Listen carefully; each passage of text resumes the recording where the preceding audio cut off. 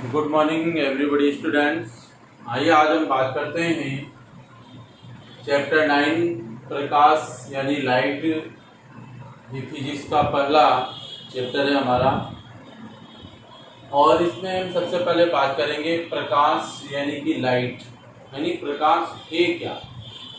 जैसा कि आप सबको पता है कि उत्सर्जित जो इलेक्ट्रॉन होते हैं उसको आम भाषा में कहते हैं प्रकाश। और प्रकाश एक प्रकार की क्या है, विकिरण ऊर्जा होती है जो हमारे नेत्रों में प्रवेश होने के बाद हमारे मस्तिष्क में दृष्टि संवेदनाएं उत्पन्न करके और वस्तु को हमारे देखने में मदद करती है। तो उसको हम क्या कहते हैं, प्रकाश कहते हैं। अर्थात हम ये कह सकते हैं कि प्रकाश की उपस्थिति में किसी वस्तु को देख पाते हैं और अनुपस्थिति में कोई भी वस्तु हमें दिखाई नहीं देती है।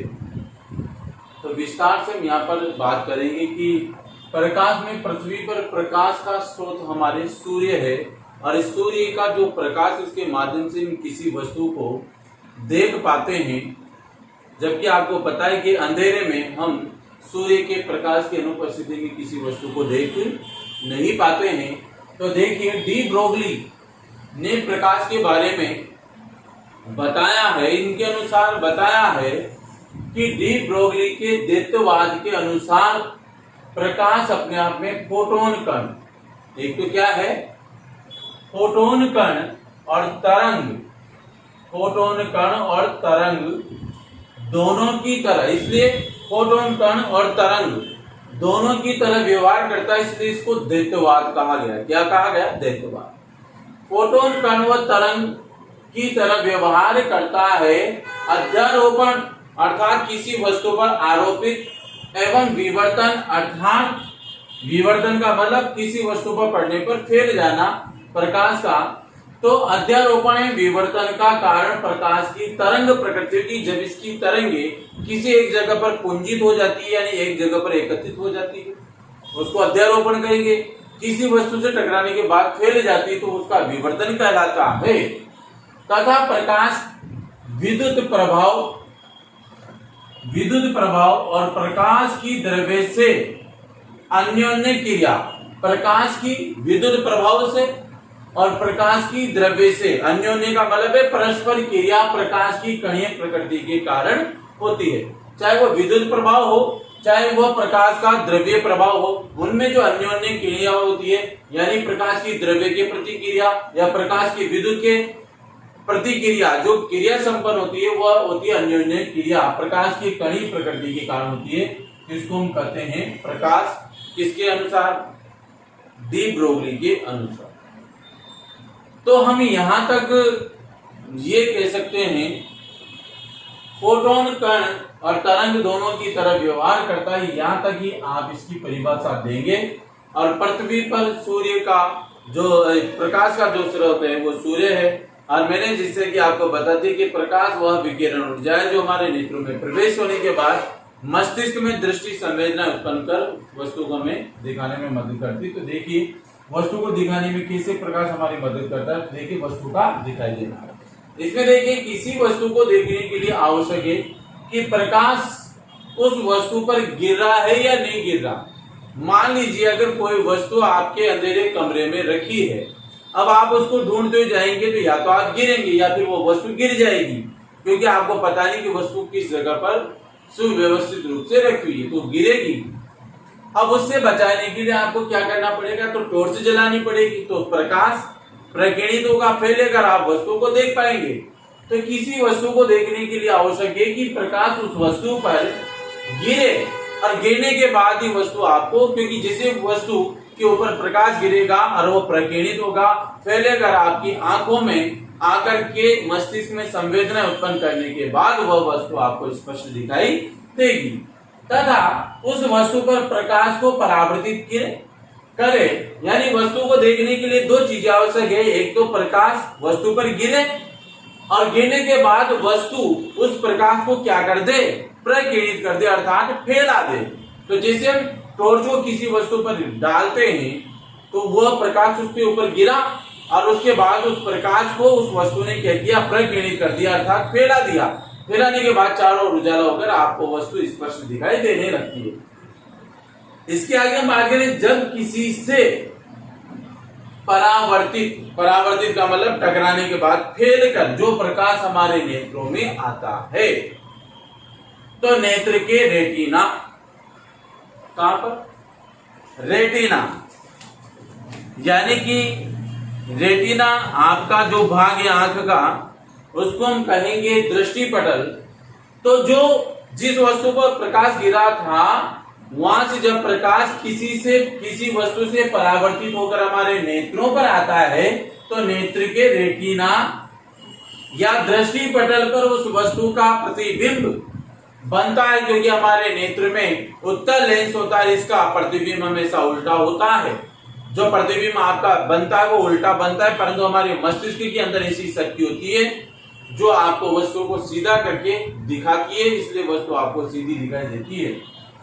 तो रेटिना पर उस वस्तु का प्रतिबिंब बनता है। रेटिना से संवेदना जो उत्पन्न होगी वस्तु के प्रति वो कहां जाएगी? मस्तिष्क को जाती है, तथा मस्तिष्क को संवेदना उत्पन्न होने के बाद हम वस्तु को पहचान पाते हैं। तो हमारे वस्तु को पहचानने में मदद कौन करता है?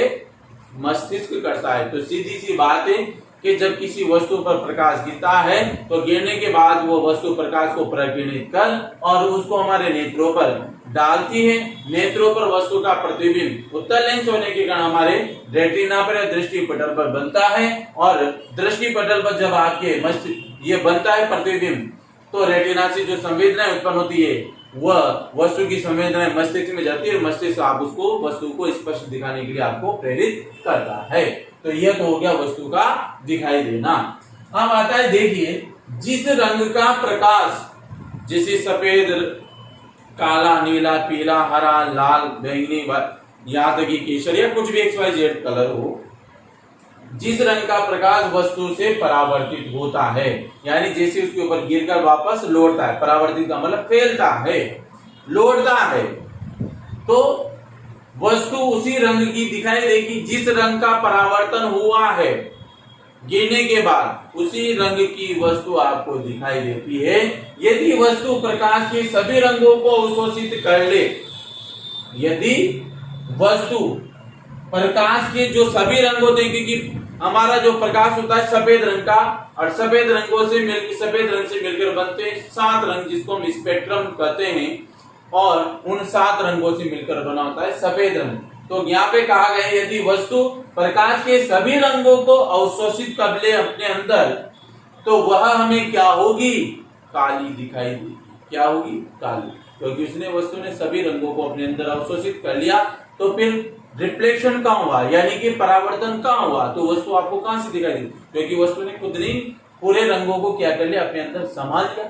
तो फिर उसका जब रिफ्लेक्शन नहीं होगा, यानी परावर्तन नहीं होगा, तो वस्तु में आपको कुछ दिखाई नहीं देगा, वस्तु मात्र आपको काली दिखाई देगी। यदि वस्तु प्रकाश के सभी रंगों को परावर्तित कर दे, या तो अगर अवशोषित कर लिया वस्तु ने सभी रंगों को, तो वो तो काली दिखाई देगी, और यदि वही वस्तु अगर रंगों को क्या कर दे?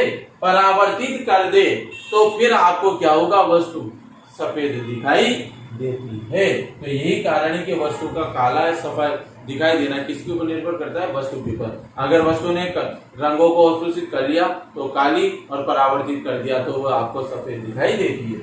प्रकाश किसी वस्तु के आर पार निकल जाए, जैसे कांच है, कांच में प्रकाश आर पार निकल जाता है, यानी पारदर्शी निकल जाए, तो वस्तु आपको क्या होगी? पारदर्शी दिखाई देगी, यानी इधर की उधर स्पष्ट दिखाई देगी। आपका प्रकाश से कांच को पार करता हुआ दूसरी दीवार पर आपको प्रतीत होगी, यानी वस्तु आपको स्पष्ट दिखाई। अन्यथा अपारदर्शी दिखती है। अगर आर पार हो गया तो पारदर्शी या फिर अपारदर्शी दिखती है। अपारदर्शी वस्तु से प्रकाश के आपतित होने पर वस्तु की छाया बनती है। मान लीजिए अपारदर्शी दीवार पर आपने कोई फोकस किया, तो उसे प्रकाश की आपतित, जैसे उस अपारदर्शी वस्तु पर आपने प्रकाश को डाला, तो उसका उस दीवार का या उस वस्तु का प्रतिबिंब दूसरी ओर आपको छायांकित भाग के रूप में दिखाई देता है। तो ये हो गया उसका प्रतिबिंब। तो ये पारदर्शी में तो आर पार वस्तु दिखाई देगी, और अपारदर्शी वस्तु पर अगर आप प्रकाश डालते हो तो उसकी वस्तु की छाया अर्थात उसका प्रतिबिंब बनता है। तो आज इस वीडियो में मैंने मात्र आपको प्रकाश के बारे में डिटेल्स, वस्तु का दिखाई देना, काली या सफेद वस्तु क्यों दिखाई देती है, यानी वस्तु पर यदि सभी रंगों को स्विच कर लेती है तो काली, और अगर वह परावर्तित कर देती है तो वो आपको सफेद दिखाई देती है। तो दो कंडीशन है, अगर वस्तु पर आप प्रकाश डाल रहे हैं पारदर्शी है तो उधर की वस्तु आपको स्पष्ट दिखाई देगी, और अगर अपारदर्शी वस्तु पर आप प्रकाश डाल रहे हैं तो उस वस्तु का आपको छायांकित भाग या उसका प्रतिबिंब दिखाई देता है। और प्रकाश एक प्रकार का क्या है, एक प्रकार का इलेक्ट्रॉन, उत्सर्जी इलेक्ट्रॉन को हम प्रकाश कहते हैं। और ब्रोगली के अनुसार, देतवार के अनुसार प्रकाश फोटोन कण तरंग दोनों की तरह व्यवहार करता है। That's all, thank you.